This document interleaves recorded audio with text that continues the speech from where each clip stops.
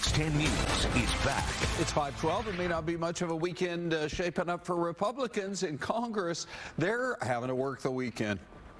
Scrambling to pass the president's big, beautiful bill. And as Doug Luzader reports from Washington, the GOP is running into some speed bumps. Doug? And Ron, good morning. The 4th of July may still be a week away, but this is a pretty complicated process here, and it needs to get moving this weekend if Republicans have any hope of meeting the president's deadline. Mr. President, can Congress finish this by July 4th? You don't, so. President Trump optimistic yesterday that his big, beautiful spending bill will reach his desk by July 4th, but this is going to be dicey. Their big, beautiful bill is buckling under its own weight. Democrats seem to delight in the latest drama for the bill that would extend Trump's tax cuts from his first term, but trim entitlement programs like Medicaid to help offset the costs.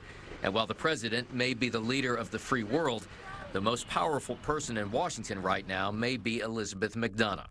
Not exactly a household name, but as the Senate parliamentarian, she determines whether the bill adheres to complicated Senate rules to bypass a filibuster. And among other issues, some of those Medicaid cuts, she says, cross the line. And that sends Senate Republicans back to square one.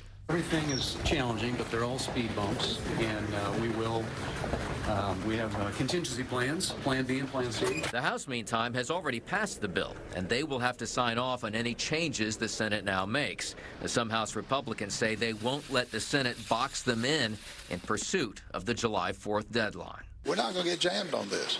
We're just not. So now Senate Republicans will spend the weekend trying to make some new numbers, work on this to ultimately get this to the president's desk 1 week from today, Ron, if they can.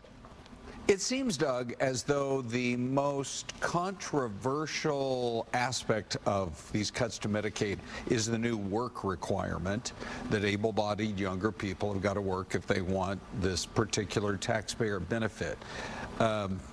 Are there several other things in there that are really giving some of the senators pause, or where do we stand on it all?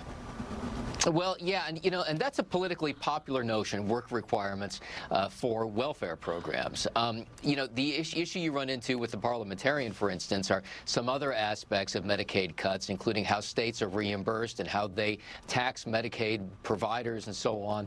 Those things around the edges are enough to kind of throw off the numbers on this bill. And, the parliamentarian has nixed a number of things as part of this bill. Now, Republicans argue they can go back and rework this and try to conform this to her requirements and get this done. But the more you make changes in it, the more difficult it's going to be to get this through the House ultimately. That is really good perspective right there. Doug, thank you. Have a great weekend. See you next week. Thanks, you too.